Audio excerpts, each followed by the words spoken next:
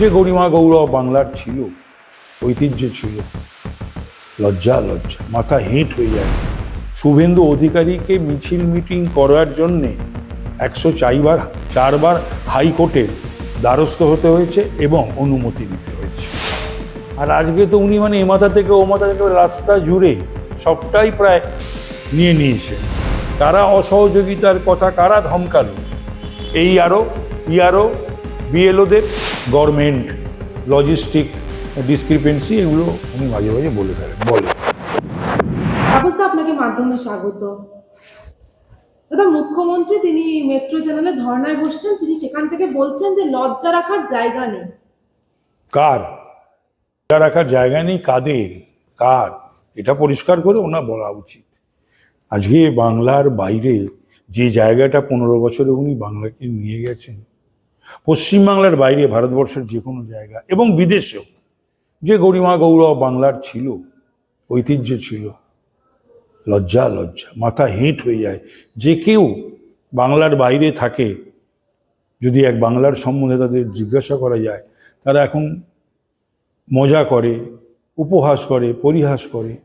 এই জায়গাটা এখন আমাদের বাংলা চলে এসেছে। এই যে উনি ধর্ণা দিচ্ছেন, এটাকে আপনি কিভাবে দেখছেন?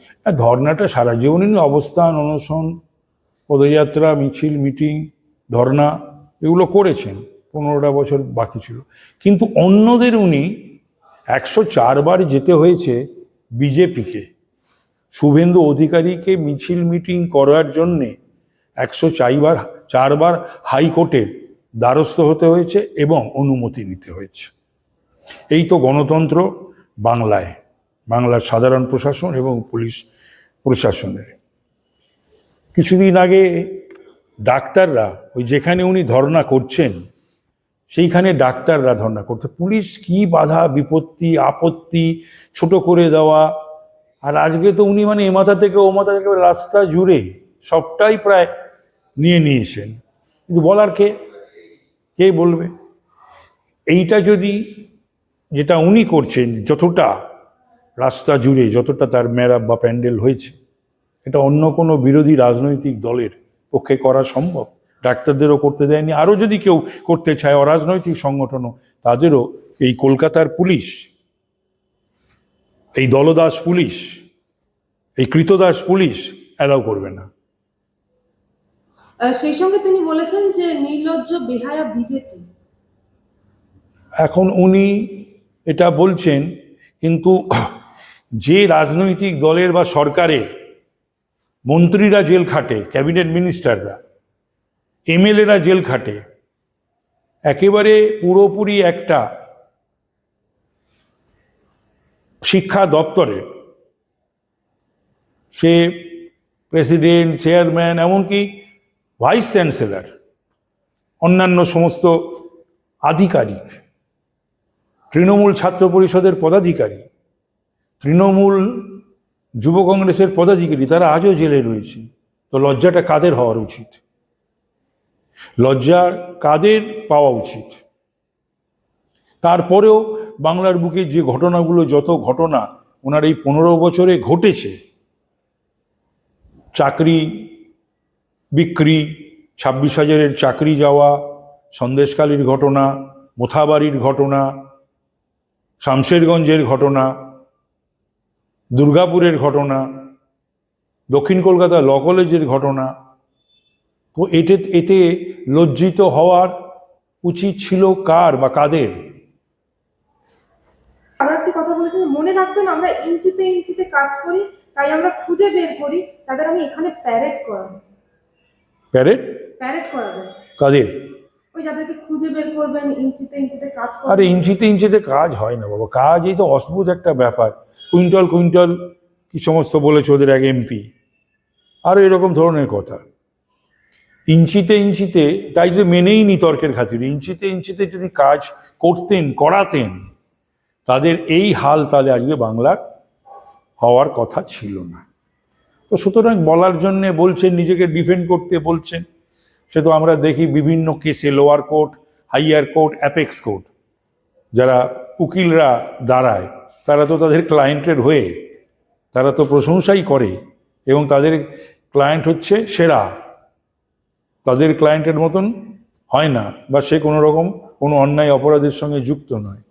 সেই ধরনেরই একটা গণ আদালতে বা জন আদালতে উনি নিজের সরকারের বা দলের প্রশংসা করছেন। যেখানে এসআইআর নিয়ে উনি ধর্ণা দিচ্ছেন, সেখানে উনি বলছেন যে 22 জনকে এসআইআর লিস্টে লজিস্টিক্যাল ডিসক্রিপেন্সি বের করতে গিয়ে মৃত ঘোষণা করেছে। লজিস্টিক্যাল এইগুলো কে করেছে? এইটা একটা উনি এই যে প্রতিদিন মমতা ব্যানার্জি এবং তার সমস্ত দলের লোকজনেরা, সে এমপি হতে পারে, এমএলএ হতে পারে, মন্ত্রী হতে পারে, বা মুখপাত্র হতে পারে, তারা যে নাগারে বাংলার মানুষকে অসত্য কথা বলছেন, বিভ্রান্ত করছেন, এই যে কাজটা কে বা কারা করলো, কারা অসহযোগিতার কথা কারা ধমকালো, এই ইয়ারও বিএলওদের কাজটা কারা করছে? রাজ্য সরকারি কর্মচারী।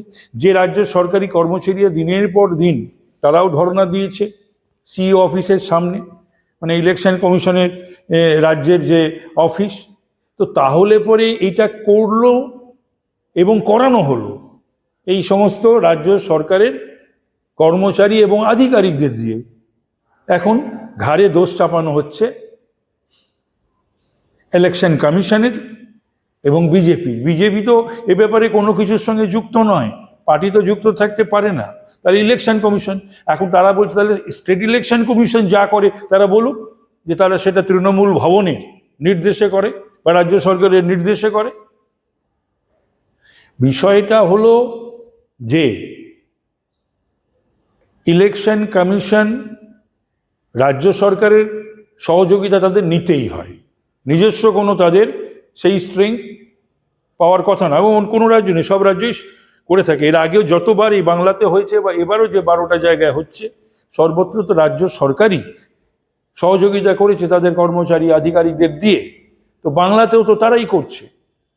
এখানে তো জ্ঞানেশ কুমারজি, তিনি তো আর দিল্লি থেকে বা ইউপি থেকে বা বিহার থেকে এই বিএলওদেরকে বা এইআরও বা আমাদের এই ডিএম যারা ডিইও তাদের তো পাঠায়নি। তো এইটা তো বাংলার মানুষ যেদিন বুঝতে পারবেন, সেদিন তো একটা মমতা ব্যানার্জি সম্পর্কে বা সরকার বা দলের সম্পর্কে একটা ধারণাটাই বদলে যাবে না। আমরা তো লজিক্যাল ডিসক্রিপেন্সির কথা শুনেছি, উনি লজিস্টিক্যাল ডিসক্রিপেন্সির কথা জানি না, উনি এরকম মাঝে মাঝে বলে ফেলেন, ওগুলো সবটা ধরা উচিত না। শুভনন্দন, তারপরে হচ্ছে গিয়ে গভর্নমেন্ট লজিস্টিক ডিসক্রিপেন্সি, এগুলো উনি মাঝে মাঝে বলেন। गरीबी मिटेगी, समृद्धि बढ़ेगी।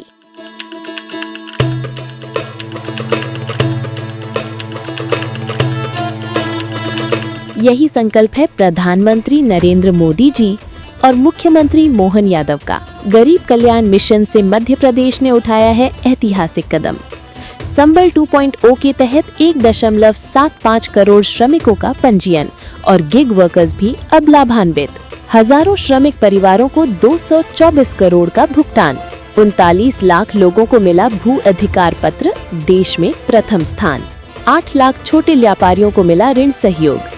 56 लाख पेंशनधारियों को हर माह 4000 करोड़ से अधिक राशि और 45 लाख परिवारों को मिला पक्का घर। अब हर नागरिक की सुविधा के लिए शुरू होगी मुख्यमंत्री सुगम परिवहन सेवा। प्रधानमंत्री मोदी जी और मुख्यमंत्री मोहन यादव के नेतृत्व में मध्य प्रदेश तेजी से बढ़ रहा है गरीबी मुक्त और आत्मनिर्भर भविष्य की ओर।